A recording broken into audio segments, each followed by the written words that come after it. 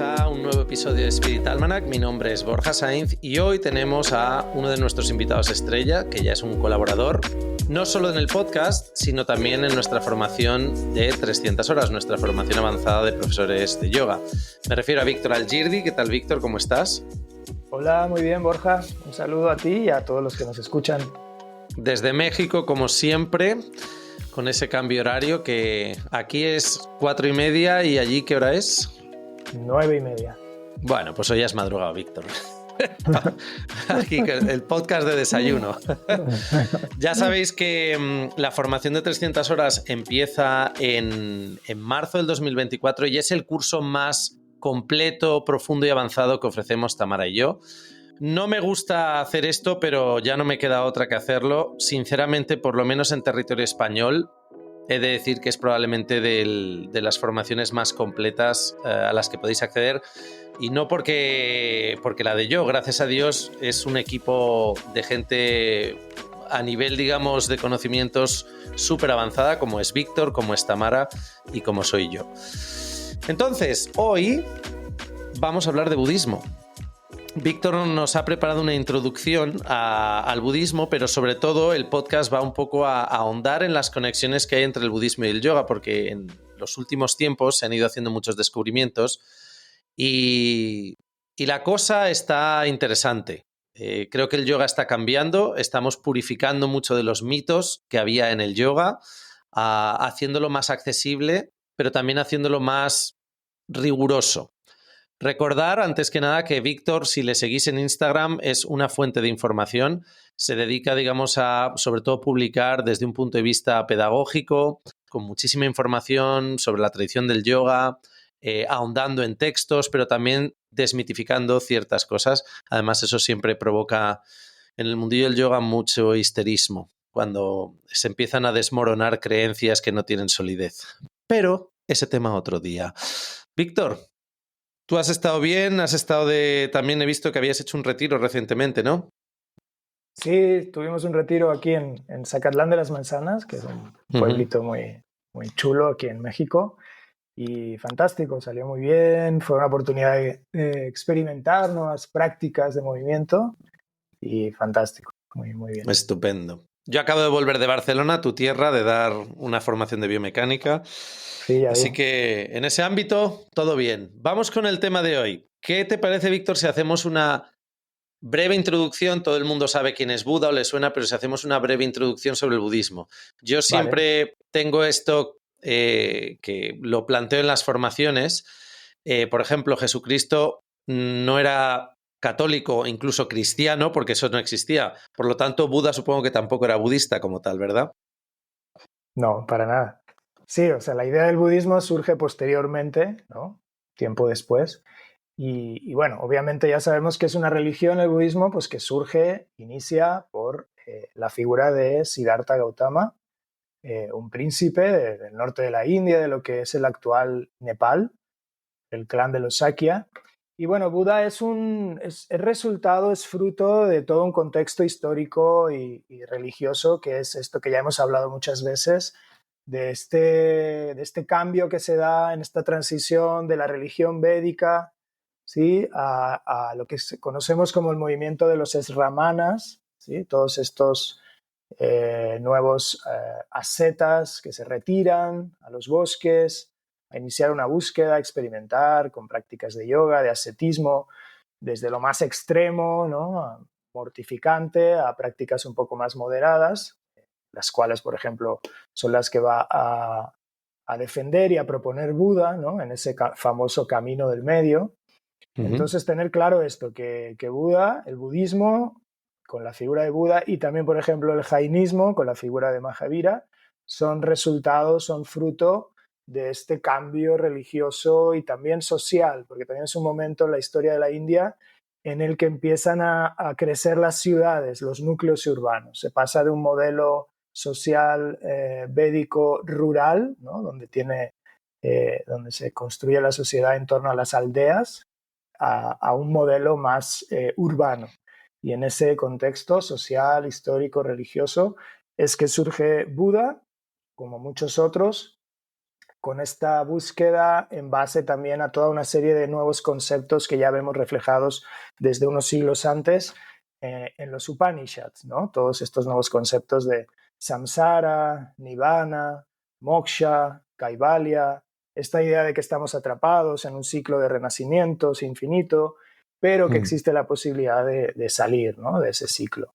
Entonces, en ese contexto es que surge Buda y siglos después las diferentes tradiciones, escuelas budistas, que se van a ir dividiendo cada vez más precisamente por toda una serie de debates, ¿no? De diferencias en el seno de cada una de estas órdenes en torno a la doctrina de Buda, la enseñanza de Buda, que deja muchas lagunas, deja muchas respuestas, muchas preguntas sin respuesta, porque Buda en su vida, en el tiempo que él vivió y enseñó, evitó bastante el debate filosófico. Fue como un maestro que se enfocó más en la práctica, en cómo ayudar a sus seguidores a liberarse sin demasiada especulación, sin demasiada metafísica.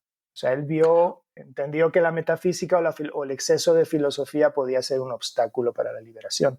Eso tiene sus pros y sus contras, ¿no? Y sus contras precisamente fue que como no habló de muchos de estos conceptos, pues después sus seguidores pues peleaban. Le han dado forma. Buda quería decir esto, no, Buda quería decir esto otro. Exacto, Buda quería... Y ahí es donde el budismo es una de las religiones más complejas. Además también porque se extiende geográficamente muchísimo, no se queda en la India, se va hacia el norte, hacia China, se va hacia el sudeste asiático, llega hasta Japón, ¿no? O sea, cubre un área geográfica inmensa. Sí, además evoluciona desde el punto de vista, además, que se suele utilizar el término a nivel secta, ¿no? Secta budista, no a nivel peyorativo, sino que son distintas visiones. Por ejemplo, el budismo zen no tendrá nada que ver con el budismo de Nepal.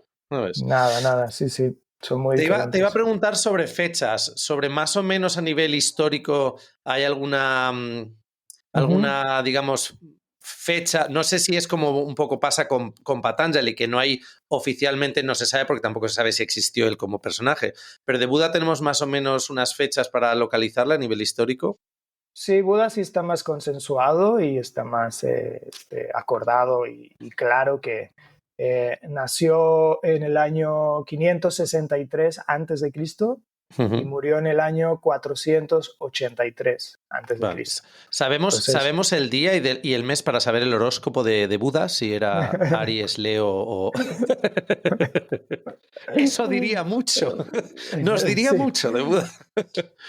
No, tristemente no lo sabemos. De hecho, no se sabe mucho de la vida de Buda. No se sabe, ¿no? Mucho. O sea, no se sabe mucho, no, de ciertos hechos que ocurrieron en su vida, sí, pero no se sabe mucho de lo que es la persona, es decir, la figura de Buda como ser humano, no se sabe casi nada. Sí. Y además porque, por ejemplo, una de las tradiciones del budismo, que es el Mahayana, le quitó importancia a eso. Es decir, para ellos no era importante el ser humano, sino que el ser humano nada más era un vehículo temporal. Lo importante era lo que había detrás, o el símbolo, o la esencia, ¿no? Para ellos, en realidad, hasta llegaron a afirmar que la figura, la persona humana de Buda era casi que una creación mágica del Buda que traspasa el tiempo y el espacio, por así decirlo. Sí, bueno, un poco como eso, ¿no? De Jesucristo, que era hijo de Dios, en vez de un ser humano normal, a lo mejor. Exacto, algo así. Buda no escribió nada en su vida, ¿no? O sea, que lo que tenemos de él no dejó ningún texto escrito, ningunas memorias, ¿no? No, por eso también tantas divergencias, tantos debates y tantos desacuerdos dentro de las tradiciones budistas, porque como no dejó nada escrito en su vida, incluso sus seguidores tampoco, ¿no? Los primeros escritos fueron hasta 2 siglos después. Ya. Y hay que tomarlos con pinzas siempre, porque todos los registros, los más antiguos, ¿no? De lo que se conoce como el budismo temprano o el budismo primitivo, ya de por sí son sectarios, ¿no? Cada uno de esos registros o documentos los escribe una de esos grupos, de esas sectas, ¿no? Que se dividen de lo que es el grupo inicial. Sí.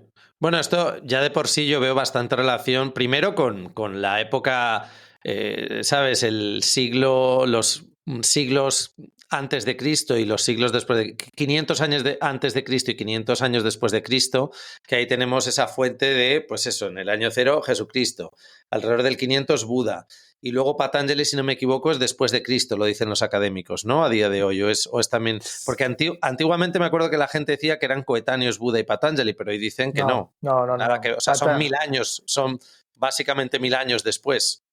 Sí, así es, 1000 años.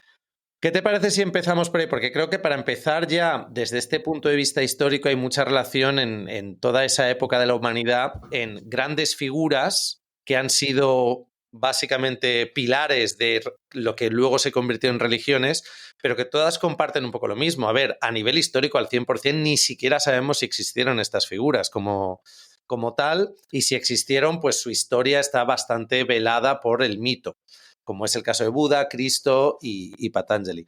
¿Qué te parece si empezamos además por ahí, un poco por las fuentes budistas que encontramos o que se han ido descubriendo, que dan forma a mucho de lo que considerábamos yoga, que también la gente dice, el yoga es hinduista. Digo, bueno, el yoga creo que, si no me equivoco, Víctor, antes de que existiese el hinduismo como tal, ya estaba el yoga adherido a distintas filosofías, corrientes, tradiciones, etc. Pero ¿qué es lo que sabemos ahora del budismo y su conexión con el yoga? Sí, bueno, como bien dices, empezar diciendo esto, ¿no? Que el hinduismo como tal es una idea moderna, es una idea reciente. En los tiempos de Buda o en los tiempos de Patanjali no existía el hinduismo. O sea, ninguna persona de esos tiempos se consideraba a sí mismo hinduista. Había diferentes religiones, había budismo, había jainismo, había shivaísmo, había vaishnavismo, había shaktismo, toda una serie de religiones que convivían, pero no había la idea de una religión llamada hinduismo. Esto es algo que se da ya a finales de la Edad Media y principios de la Edad Moderna, ¿no? Para tratar de tener ahí como una identidad, ¿no?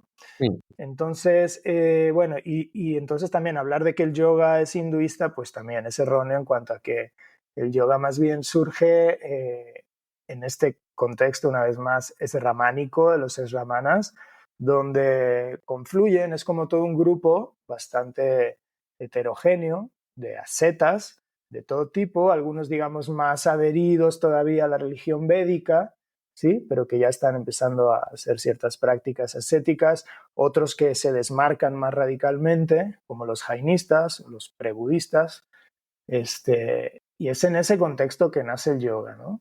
Y el Buda aporta mucho en cuanto que sí, como decía, ¿no? En esa búsqueda islámica, en ese momento predomina mucho una visión muy, muy extrema, ¿no? Un ascetismo muy extremo. Y Buda hace ciertas innovaciones meditativas, ¿no?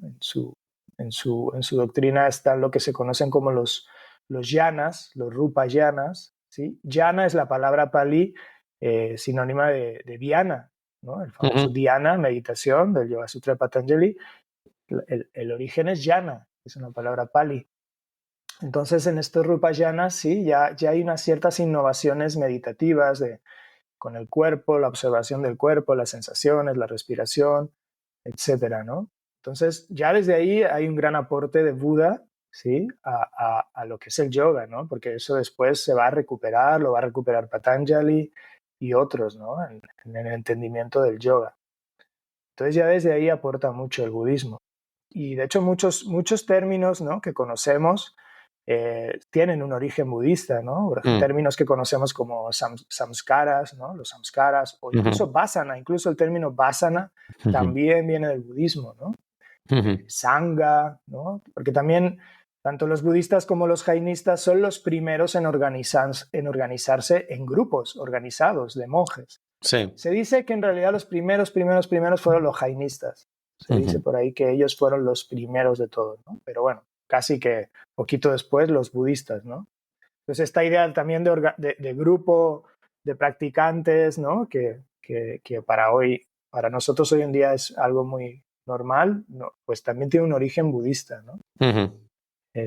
Lo que pasa Y es que sí, supongo que como en aquella época eran ascetas principalmente, ¿no? O sea, pues como lo que ujú, diríamos hoy una monja, un monje, pero bueno, monjas no habría tampoco en esa época porque a nivel histórico la verdad que el papel de la mujer en muchas de estas tradiciones no aparece ujú. casi hasta el siglo XX. Bueno, Bueno, no aparece, digo, en el caso, no se acepta o se expande hasta el siglo XX. Mujeres ha habido, pero en todos mm, los inicios de muchas de estas religiones era prácticamente inexistente, ¿no? en el caso del budismo no sabría decirte la fecha, pero creo que desde bastante temprano. No en los tiempos de Buda, tal vez, no lo sé, ¿eh? Por Hmm. ahí de repente hay relatos, pero no sé qué tan rigurosos sean, de que Buda sí aceptó mujeres Ujú. en algún momento, como que al principio se resistió, pero que finalmente sí aceptó algunas mujeres que se hicieron monjas.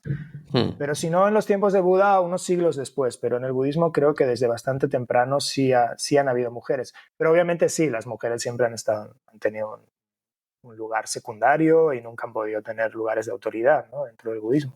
Ujú. Eso, pues como siempre, ya sabemos que hay mucho machismo también en todo eso. Sí, sí, sí. Sí. Entonces, pues sí, y ya más recientemente, como decías, ¿no? En el mundo académico, cada vez están empezando a colaborar más los especialistas de las diferentes áreas, ¿no? Como dices, cuando hace años pues se consideraba que el budismo estaba por aquí, el yoga por allá, y que eran dos Mm, temas o dos estudios que no se relacionaban, pero ahora cada vez más se está viendo que en realidad en un origen era todo algo así mucho más mezclado, ¿no? No mm, había unas fronteras tan claras, ¿no? Entre lo que era el budismo y lo que era el yoga. Y que además el yoga se construye gracias al budismo, ¿no? Desde sus inicios. Entonces ya los académicos están empezando a dialogar más, están habiendo más trabajos comparativos, ¿no? ujú, Y se están viendo muchas conexiones y muchos términos tomados del budismo por Patanjali para su Yoga Sutra, sobre todo de ciertas escuelas como el Yogacara. Yogacara es una de las que más. ujú. Yogacara es una de las escuelas filosóficas del budismo mahayana, fundada por Asanga y Vasubandhu. Y bueno, ya lo dice hasta el mismo nombre, Yogacara.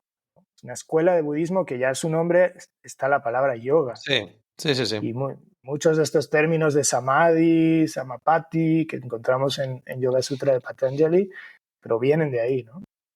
Los famosos, que yo siempre digo que el problema de los Yoga Sutras de Patanjali es que la gente se ha quedado con lo que le permite darle un poco de empaque a la práctica que hacen en la esterilla y fuera de la esterilla. Es decir, el yoga fuera de la esterilla son los yamas y los niyamas, que en realidad, volvemos a lo mismo, cuando se entiende ese texto de los sutras de Patanjali, él pasa por encima, dice, pum, ahí te lo suelta y no le vuelve a dar más importancia. Pero ni siquiera es algo que es representativo de Patanjali, es decir, es algo que venía también ya en el jainismo hay yamas y creo que en el budismo Ujú. también están Sí, esos sí, mismos elementos, o sea, que eran sí. elementos como básicos, simples de cómo vivir una vida dentro de muchas de estas tradiciones religiosas. Y es curioso que Patanjali la gente lo tome como si fuese la esencia de los Yoga Sutras, cuando la esencia de los Yoga Sutras poco tiene que ver. Eso es como, o sea, los llamas y los niyamas es como lávate los dientes y ponte zapatillas antes de salir de casa. No le da mucha más importancia. Y encima ni siquiera es original de Patanjali, ¿verdad? Sí, podríamos decir que es, como dices, es algo compartido por todas esas tradiciones y esos Hmm, desarrollos religiosos, las diferentes listas de códigos morales, ¿no? Como una base mínima en cualquier camino de yoga, ¿no? En el budismo están los hmm. 5 preceptos, ¿no? Y de hecho ahí vemos Sí. paralelismos. También en los 5 preceptos budistas está el no matarás, el no robarás, ¿no?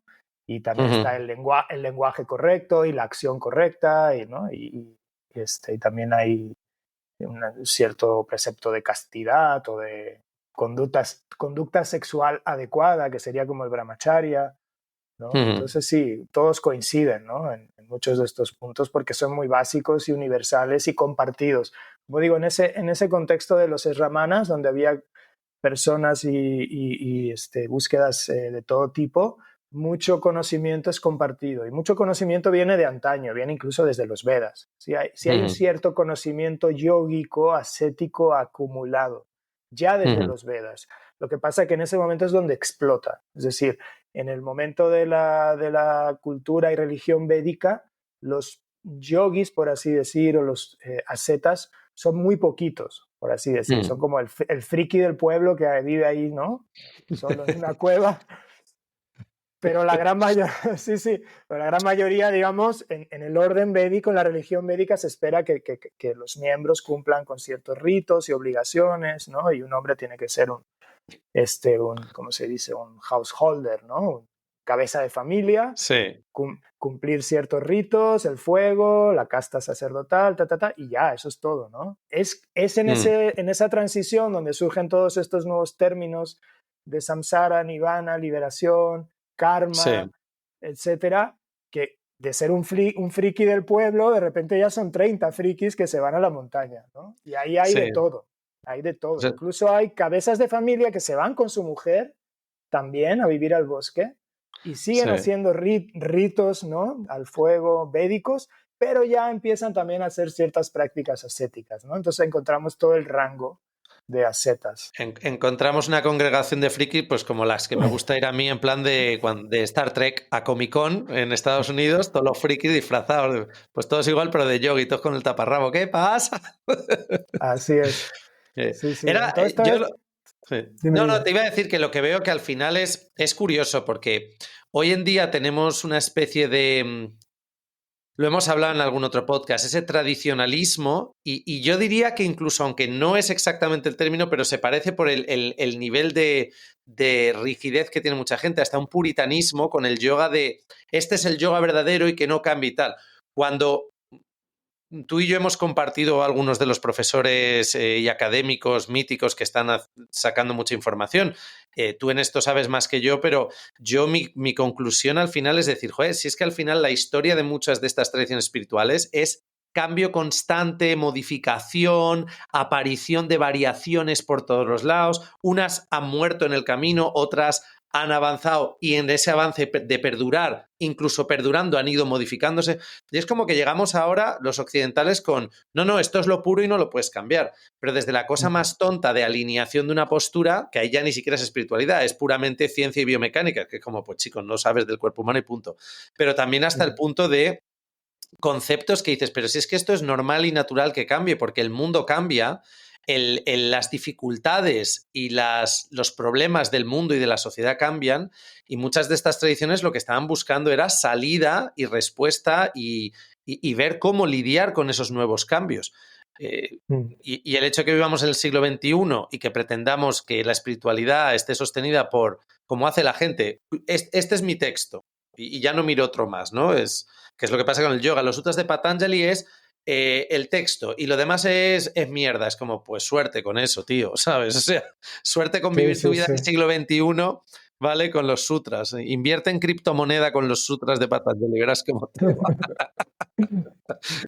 Sí, sí, es la naturaleza humana, ¿no? Un poco siempre ha sido así, digamos que el humano tenemos esta tendencia, ¿no? A aferrarnos a algo que para que ello no cambie, ¿no? La idea de la tradición, bueno, pues si esto ha funcionado, pues ya va a funcionar eternamente, pero no, en realidad es necesario todo el tiempo estar cambiando y evolucionando, porque si tal vez pueda ser que haya algo así como una esencia intemporal, ¿no? Atemporal, ahistórica, la forma en que esa esencia se materializa o se vehiculiza en el mundo humano, eso tiene que estar en constante actualización, ¿no? Aferrarse a esa forma en la que se coagula o se singulariza algo que es universal es el error, ¿no? Que, como dices, cometemos, ¿no? Un poco por pereza también, a veces es por pereza, ¿no? Es como, yo me agarré a esto y a mí ya no me lo cambies, yo no quiero saber nada. No funciona. Pero luego el problema está afuera, o sea, es como, el problema es el mundo que cambia y me está afectando el cambio. Al final creo que la lógica es esa, que es creo un poco para mí de lo que sé del budismo, lo que fue representativo Buda en ese sentido. Él salió, vio lo que había en la época, vio lo que había en el supermercado espiritual en ese momento, viniendo además de la realeza, siendo un príncipe, y dijo, vale, lo pruebo. Y claro, es que esto es lo que también mucha gente para mí a lo mejor no entiende. Cuando tú has dedicado tu vida a ser un asceta, llevas una vida que no es la vida que lleva el resto de gente. Entonces está muy bien sacar conclusiones 30 años en una cueva como asceta, conclusiones de qué es la vida, pero es como pero si a lo mejor en vez de estar en la cueva tienes 2 hijos y una, ¿sabes? Y la letra del coche y una hipoteca, la espiritualidad cambia, porque no llegas a las mismas conclusiones, porque no tienes los mismos problemas y dificultades. Y para mí un poco la imagen de Buda en ese momento fue eso, es decir, el vio dijo, vale, muy bien, pero esto a mí no me sirve. O no considero que esto le sirve a todo el mundo, a menos que decidas convertirte en una asceta de esta forma, ¿sabes? Entonces eso es lo que me parece interesante de su figura. Sí, es interesante que menciones este tema porque justamente dentro del budismo, una de las grandes divisiones que se produce dentro del budismo, que es, digamos, esta división entre el budismo Mahayana y el budismo Theravada, o que despectivamente o en contraposición al Mahayana se lo llamó el Hinayana. ¿Sí? Mahayana significa el budismo del gran vehículo, Sí, y Maha Hinayana grande. el del pequeño vehículo. ¿Y por qué? Porque los Mahayanis se desmarcan, digamos, de la ortodoxia budista precisamente porque consideran que el budismo se está convirtiendo en algo muy cerrado en sí mismo, solamente para monjes que están en su monasterio meditando, y se está desconectando del mundo y de los laicos.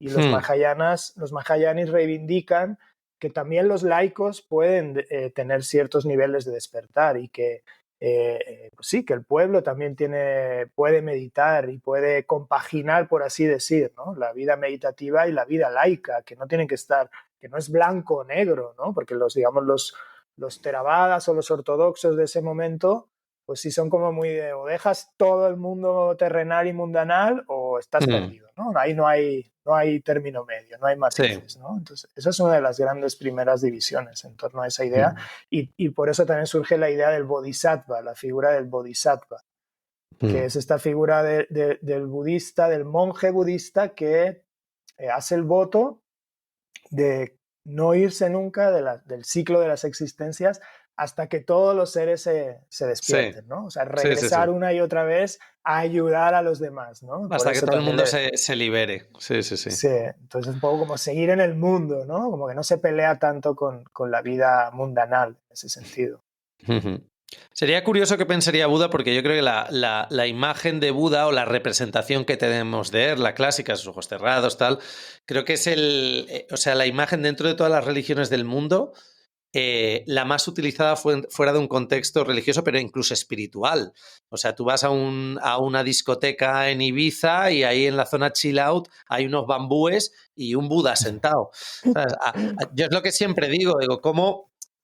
También es interesante que no haya una persecución de eso como en otras religiones, pero aquí en España, o sea, persecución que la gente no se rasgue las vestiduras.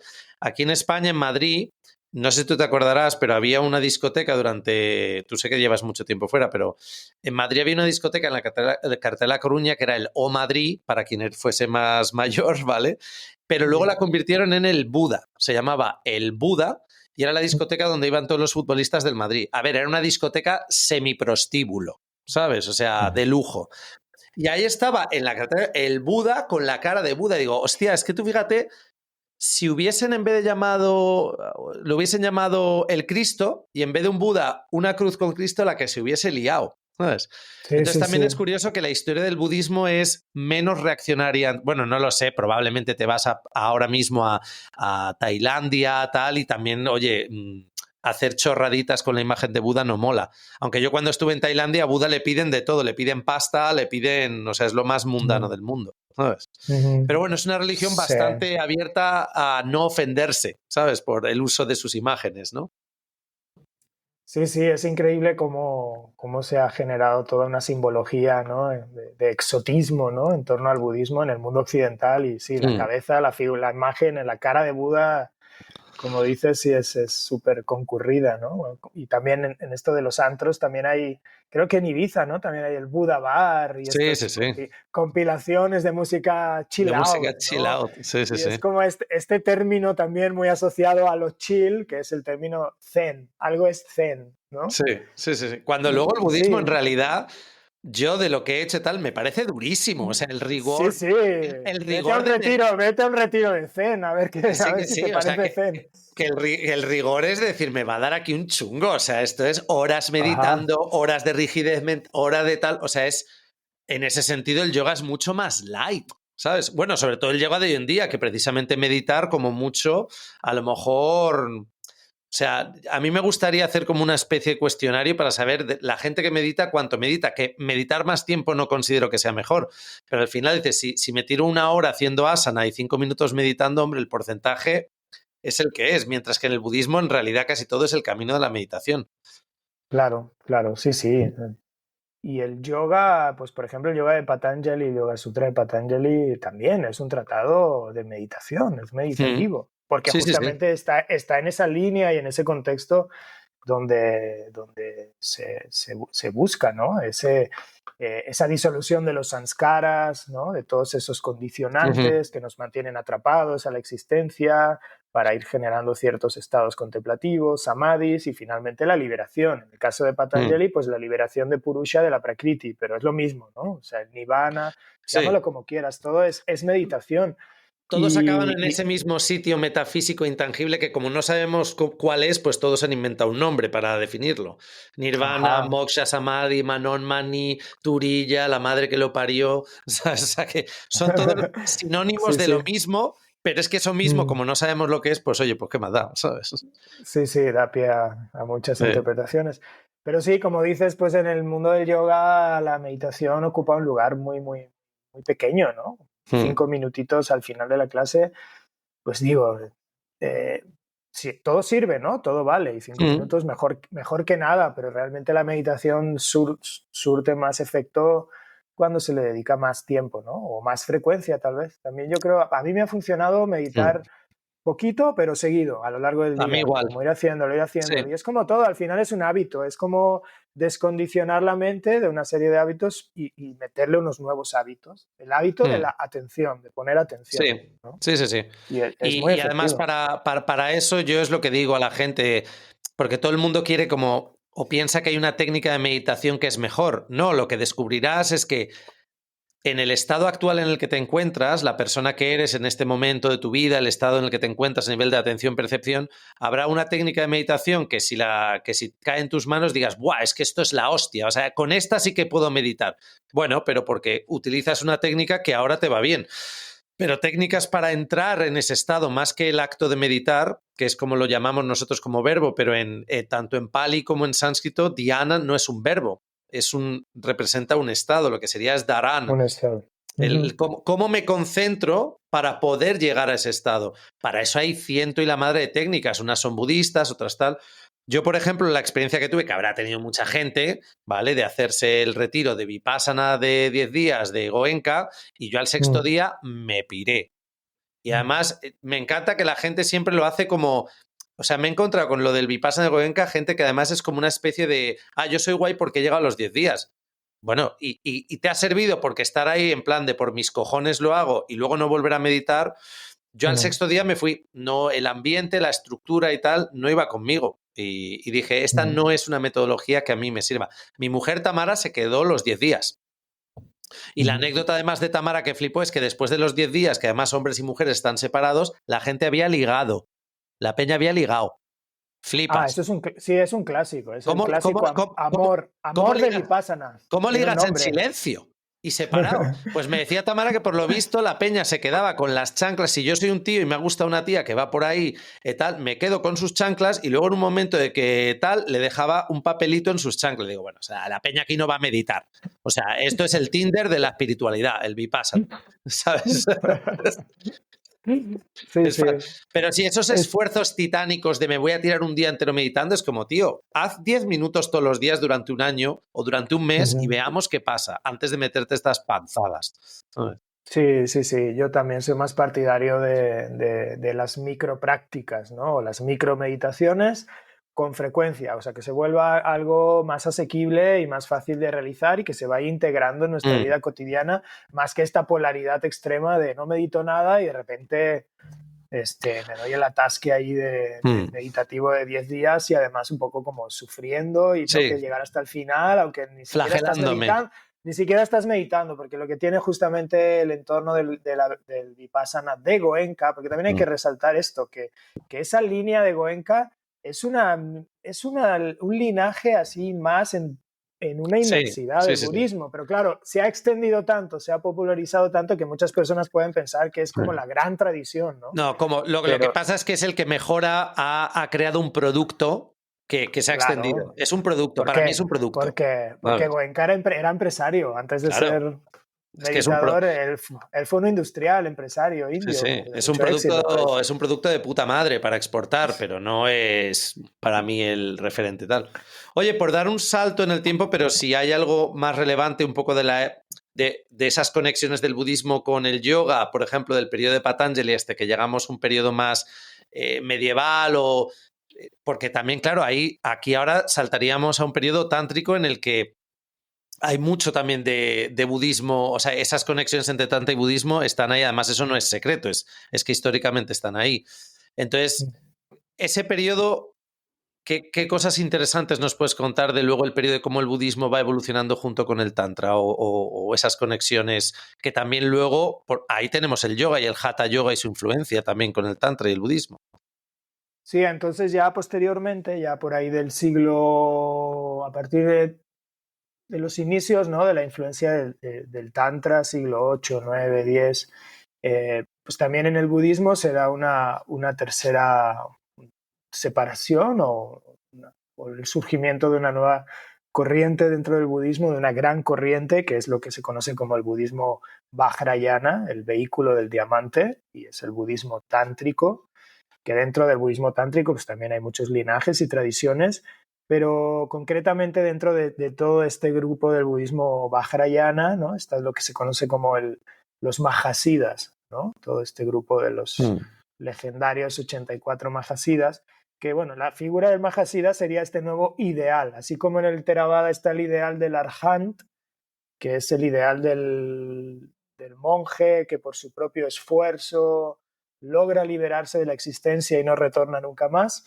Y después en el Mahayana, en contraposición a esa idea, surge el ideal del bodhisattva, es decir, el que Bodhisattva. sí retorna para ayudar a los demás y desarrolla más la compasión.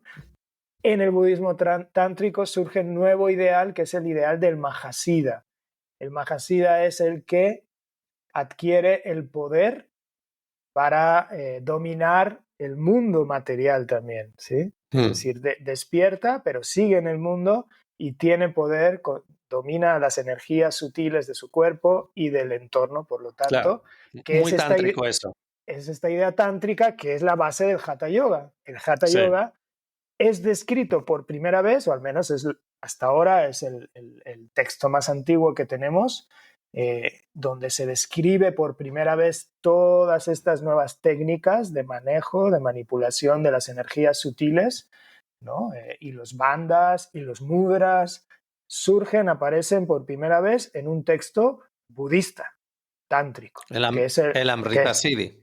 que es el Amrita Siddhi. Entonces ahí Sí. una vez más vemos el budismo detrás del yoga. El Hatha Yoga inicia en un contexto budista, tántrico. Pero en esos tiempos confluyen mucho, se llevan bastante bien el budismo tántrico y el shivaísmo tántrico.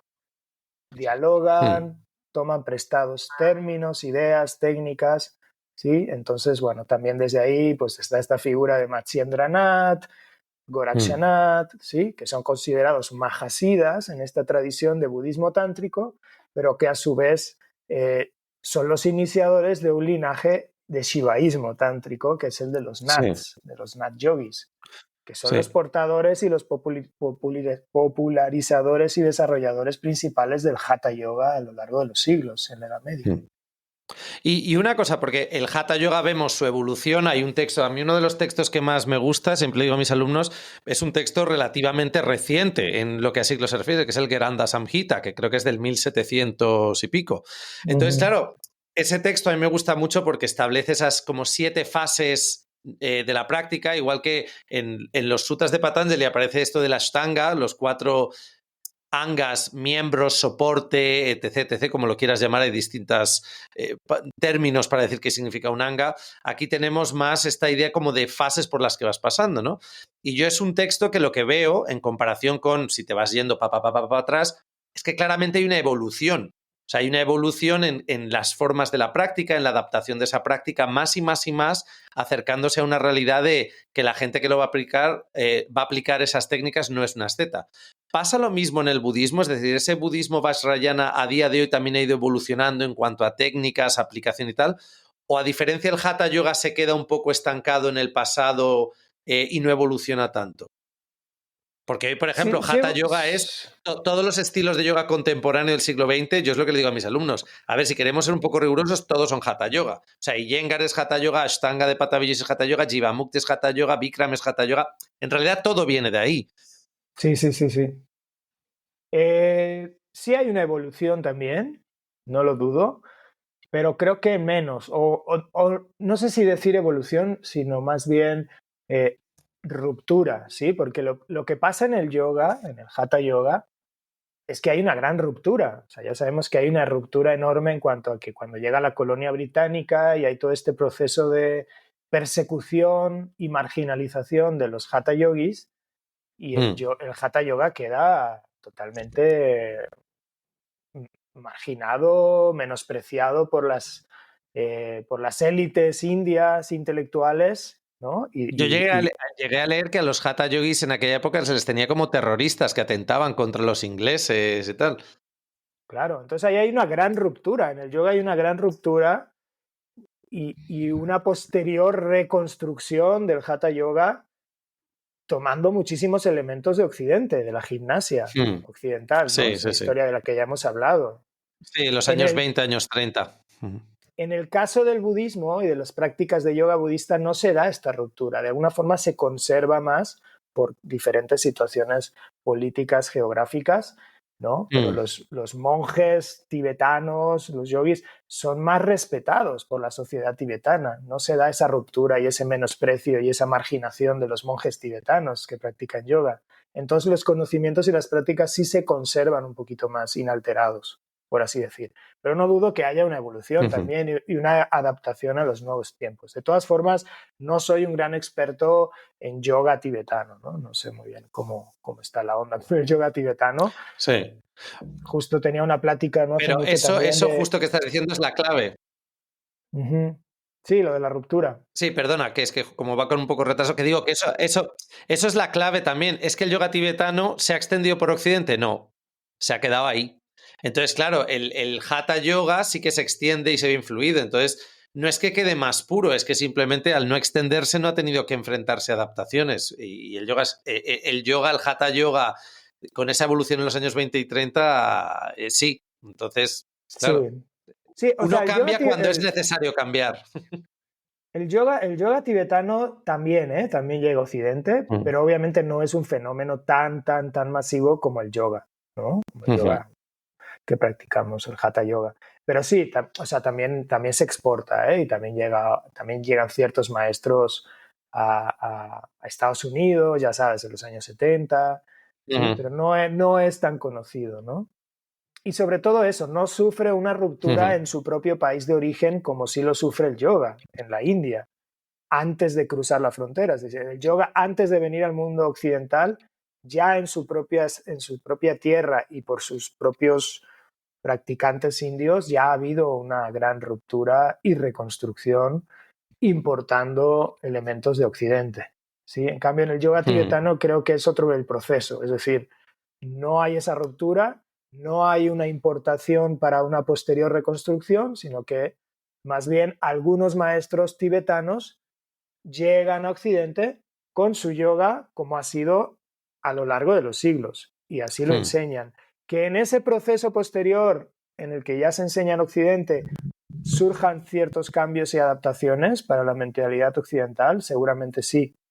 Y es lo que te decía, no hace mucho tenía una plática sobre esto, ¿no? Sobre que sí algunos tipos de yogas tibetanos se habían puesto un poco de moda últimamente y me preguntaban que si realmente se transmitían como eran en su origen o también se estaban mezclando, ya sabes, como todo este fenómeno del New Age, que todo se mezcla con todo. Y le dije, no sé, la verdad, yo no soy un experto en yoga tibetano, no sabría decirte si se mantiene puro en su esencia o se ha mezclado con otras cosas, ¿no? Seguro Creo que que hay de todo. Sí, creo que precisamente es esa Durante la segunda mitad del siglo XX, el yoga en Occidente adquiere, digamos, ¿sabes? Una estructura y un crecimiento que es brutal hasta nuestros días, pero el budismo no le ha pasado eso, se ha quedado más, además, el yoga no se considera religión, el budismo sí, aunque también tendríamos que definir el por qué el budismo se considera religión, porque no es una cosa única, hay mogollón de sectas budistas. Que por cierto, también el budismo, como en aquel episodio que fue, yo creo que el episodio más escuchado de este podcast, el que hablé de los abusos y contigo también he tratado el tema, tela marinera también en el budismo, tanto allí como en Occidente, los casos de abusos que ha habido en muchas de estas sectas budistas. Pero una de las cosas para mí fundamental que he visto en todos estos años que llevo practicando yoga es que para muchas personas el que el yoga haya quedado un poco el hatha yoga contemporáneo, que pues gente como Mark Singleton y tal lo llaman directamente, es lo que llamamos yoga moderno del siglo XX, el vacío que ha dejado todo el aspecto, digamos, más del concepto del cuerpo sutil, las energías, porque eso lo que ha pasado es que se ha convertido en muy New Age, pero digamos el vacío para lo que el hatha yoga hacía, pranayama, bandha, mudra y luego meditar, lo que ha dejado es esta idea de, bueno, en asana hacemos todo, en asana se mueven energías, en asana meto los bandas, en asana hago pranayama, y luego para meditar, si quieres meditar, bueno, eso budismo, porque anda que no hay gente que conozco que ha hecho yoga y luego para meditar lo que se ha ido es al budismo, a escuelas budistas, al profe que enseña budismo o mismamente el vipassana es hago yoga, pero para meditar hago vipassana, porque en yoga no sé meditar. Entonces es muy curioso, ¿sabes? Y es que es una realidad, sí, o sea, ciertamente sí, en el budismo sí se ha conservado, se ha desarrollado y se ha potenciado más la práctica de la meditación y en el yoga un poco sí es verdad que se ha perdido. Y Sí, sí. realmente si tú piensas ahora cuál es por excelencia la técnica de meditación más conocida y más popular mundialmente, es el mindfulness, Sí, ¿no? sí. Sí, Casi sí. que cualquier persona que no sepa mucho de yoga ni de meditación, si tú le mencionas meditación, le va a venir a la cabeza la palabra mindfulness, luego. Y el mindfulness es la atención plena, que es un elemento de todo un conjunto, de todo un arsenal de prácticas meditativas, ¿no? Que tiene todo un contexto además cognitivo, filosófico, ético dentro del budismo, ¿no? Entonces, como se agarró esa piececita nada más de la atención plena y se le llamó mindfulness y esa es la meditación por excelencia hoy en día, ¿no? En todo el mundo. Entonces, hasta eso también tiene un origen budista. Sí, sí, sí. Creo que al La final meditación. lo que tenemos que hacer también como practicantes de yoga y quien no es practicante de yoga, yo creo que yo he pasado por una fase también que cada vez me da como un poco más de pereza esta identificación con hago yoga, soy profe de yoga.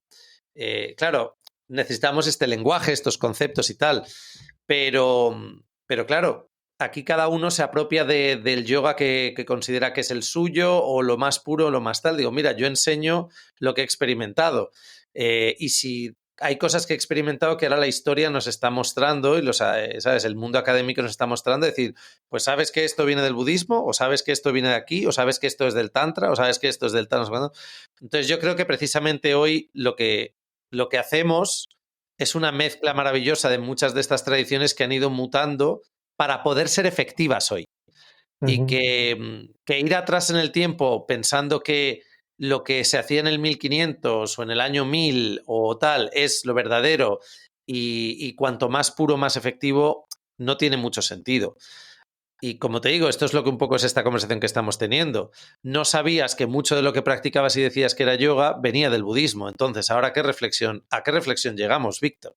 ¿Qué es lo que deberíamos, digamos, hacer desde el punto de vista cognitivo como practicantes de algo que podemos llamar espiritualidad, como es el yoga o el budismo, para ser más inclusivos y decir, oye, yo lo que hago es una cosa que está arraigada a un desarrollo a lo largo de siglos y llámalo yoga, llámalo budismo, pero esto ha cambiado mucho. O sea, ¿qué es lo que recomendarías tú también al practicante de yoga al uso de cómo, por ejemplo, introducirse al budismo o si siquiera es necesario?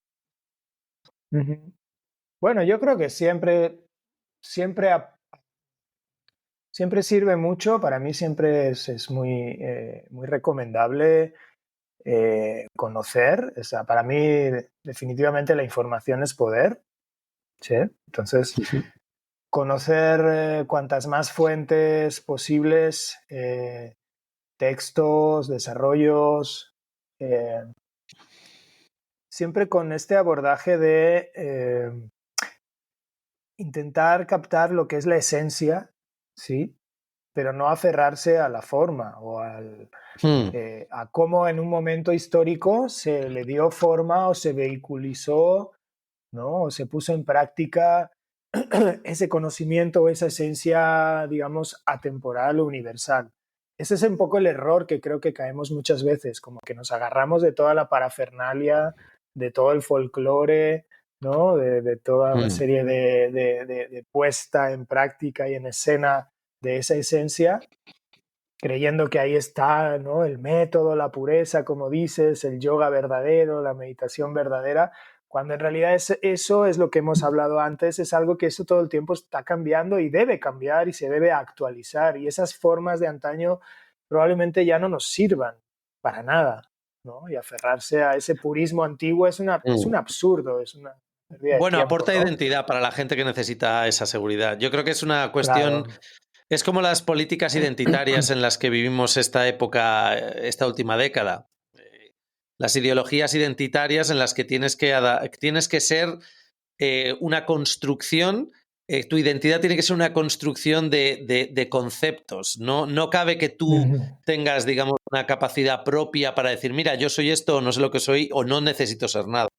Entonces creo que a la gente le aporta mucha seguridad crear una identidad a través de estos conceptos espirituales. O sea que Sí, sí, el tema identitario siempre es un gran problema y de ahí surgen luego muchas discusiones y muchos sentimientos de ofensa, ¿no? Porque la gente luego sí. siente que estás atacando su identidad, ¿no? Cuando atacas ciertos postulados filosóficos o estas incongruencias de aferrarse a parafernalias o indumentarias antiguas, ¿no? Y en Sí, realidad sí, no, sí, sí. A textos e ideas. si no se identificaran, pues no sentirían ninguna ofensa. No, quizás si supiesen quiénes son, en vez de cuando realmente al final es maravilloso porque es donde te das cuenta.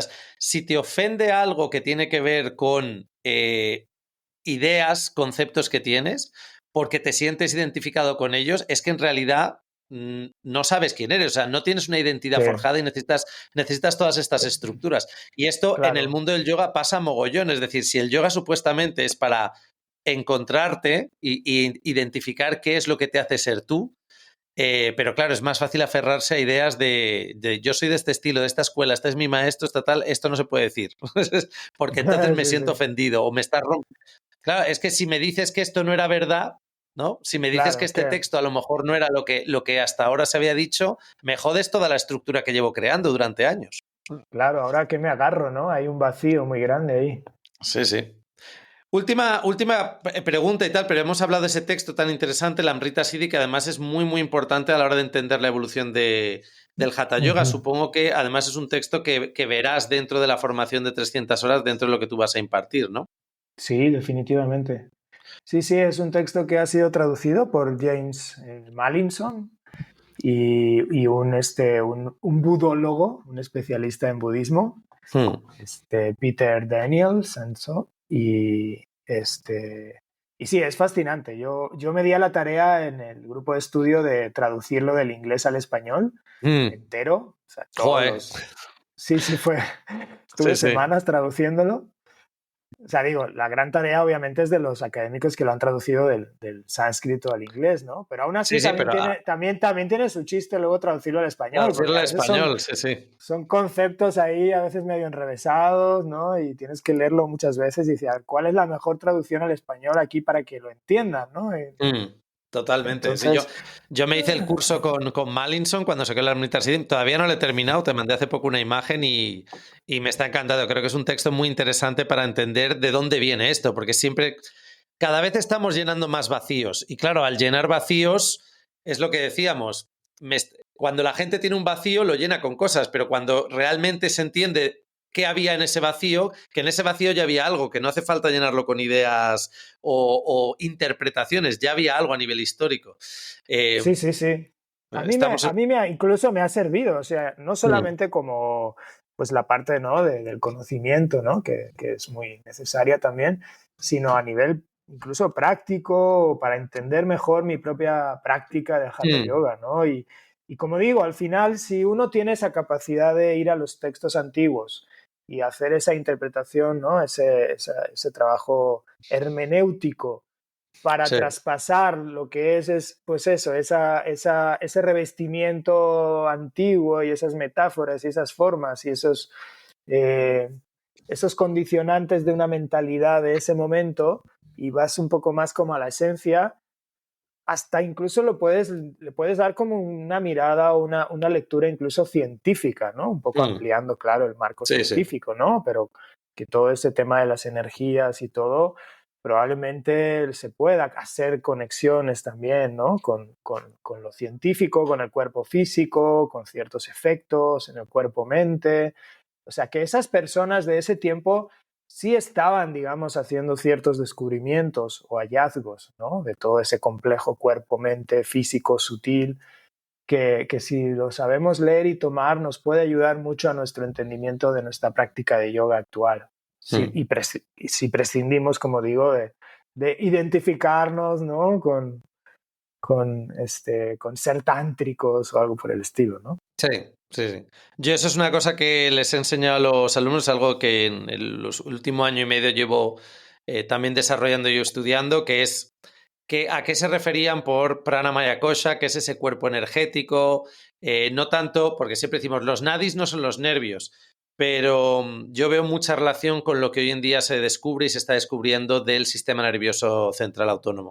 Y la teoría polivagal, o sea, hay muchas cosas que dices, o sea, es que esto es muy representativo de cómo explicaban dentro de la tradición del Hatha Yoga toda esta idea de energías, apana, prana, samana, prana como el sistema nervioso simpático, apana como el parasimpático y samana como el entérico. Es muy interesante, el futuro depara cosas chulas. Así que yo por déjame terminar una cosa más en este sentido de la Amrita Siddhi, y es que en ese texto en particular todo el tiempo el autor utiliza analogías para referirse, ¿no? A todo este trabajo de las energías, de los dos lados del cuerpo, de los diferentes canales, etcétera, energías calientes, frías, el sol, la luna, ya sabemos, toda esta terminología del Hatha Yoga.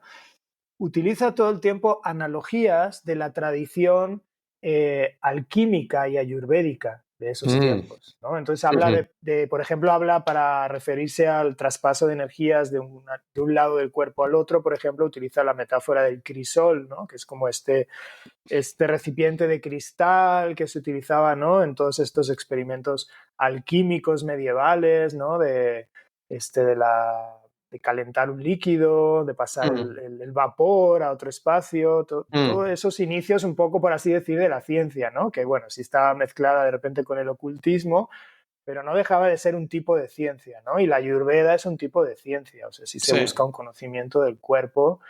Entonces, pues volviendo a eso, ¿no? Que sí hay una conexión ahí entre el cuerpo sutil y el cuerpo físico, porque ya en ese mismo texto del Amrita Siddhi se utilizan analogías del mundo material, ¿no? Y en concreto de la química, de la alquímica, de la transformación de los elementos materiales, etc. Texto fascinante y... Fascinante, sí. Sí, y como digo, esencial, y para quienes os interese, ya sabéis, recordad que el objetivo aquí no es ser profe de yoga, o sea, hacerse una formación como la que también Víctor va a impartir con nosotros, todo el aspecto de filosofía y tal. Es esta idea que tengo yo de el buscador, la persona que quiere buscar preguntas que a lo mejor todavía ni siquiera se ha hecho para obtener respuestas que le van a impactar a un nivel profundo y no simplemente por llenar espacios, ¿vale? Es la intriga y la búsqueda. Así que ya sabéis, en marzo tenemos a este genio de la tradición y filosofía e historia del yoga, budismo, así que será un placer compartirlo contigo. No sé si quieres despedirte de alguna forma, Víctor, hoy. No me he preparado nada. ¿No te has preparado nada? Bueno, yo haré lo de siempre, mi querido, larga vida y prosperidad.